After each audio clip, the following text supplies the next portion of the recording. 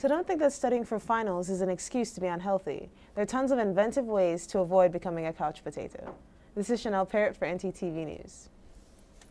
So if you want to learn a sport that's really, really fun, a little bit different than what you're used to, and at the same time meet some really cool people, badminton is a sport for you. This is Shenelle Peart for NTTV News. I understand how hard it is when you're trying to do your homework and the Facebook is just like right there. The Tumblr is just blinking numbers at you all the time, and that Spotify down there, well, that's just no one's friend.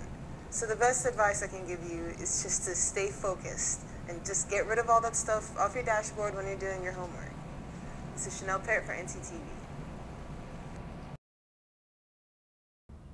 Thanks, Matt and Stephanie. I'm here at Clark Hall where people are moving out of their dorms.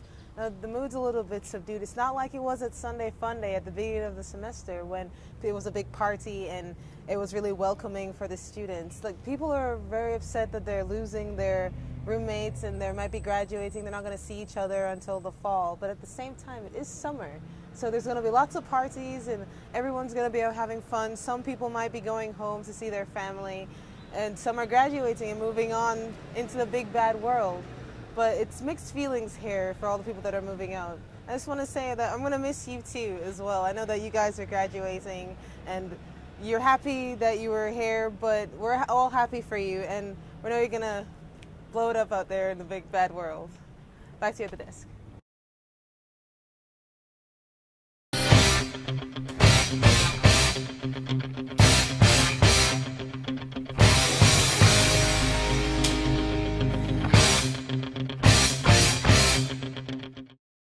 Hey you guys, you know me, I'm Shenelle Peart, and it's time for our move of the day. Now I know it's the summertime and people are all like, hey, I want to walk out and show my flat stomach, but nobody wants to do any sit-ups or crunches because that's boring stuff and it hurts your neck, and no one wants to lay on the floor for like 20 minutes and see no results. So today I'm going to show you how to do some moves that work out your abs and you stay upright the entire time. So let's get started.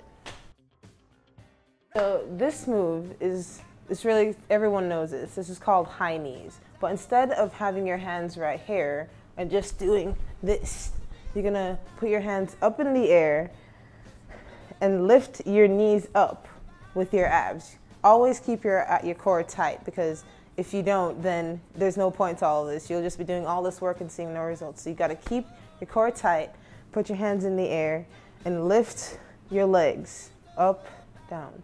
Up, down, up, down, up, down. We're gonna do it quickly, like this. Up, up.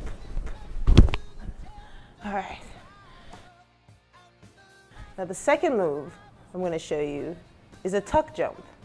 It's kind of like that, except you're not gonna be doing it alternatively like this. You're gonna be pulling your hands down and lifting your knees up at the same time. So it's with both your knees. So you're trying to like elbow your knees or your elbows, trying to get them to touch in midair. So you're gonna start from a squat position like this and then jump, jump, jump. Now whenever you land, you always want to land with knees bent. If you land straight like this, you can risk hurting yourself, and that's one thing we don't want to do. You don't want to get injuries when you're trying to look hot. So once again, it's and when you do that, it's not just working the abs in the middle, but it's working your obliques. You can also do a variant of it where you kick out like this. So instead of going like we were doing before, you're gonna go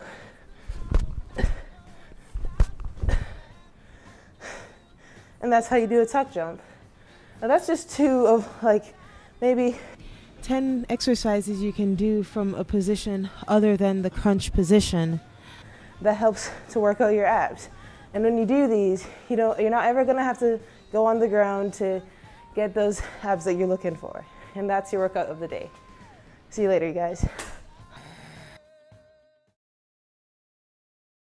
Last week, all sections of the Communications Studies 1010 course held a communities fair in the Union on media literacy. They're showcasing different themes of media advertisements and talking about how those advertisements use different persuasive strategies that kind of inform how we know the world. Some of the topics covered ranged from fitness in the media, issues of domestic violence, and race. Fuck Hate is an anti-bullying campaign. Our project is about the dangers of bariatric surgery. When children see this, will they associate with being super, with being good, with being influential, as being sexy? On a normal day, the average person is bombarded with over 3,000 advertising messages, and globally, corporations spend over $620 billion each year to make their products seem desirable. They are even popping up in places you might not expect.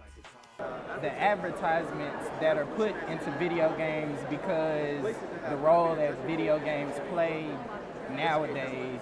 The goal was to get audiences to dig deeper into the messages that they are shown every day, because the sheer volume of them alone almost guarantees that it will inform the way they see the world. Which is Pac-Man would, like, one had a bow and one didn't, but now one has huge boobs in like tiny ways. Like, why can't you just put a bow on the same thing and then call it a girl? And then make boys grow up thinking girls have to look like that. So the next time you look at a magazine or read a billboard, think about the messages that company is trying to send to you. This is Shenelle Peart with NTTV News.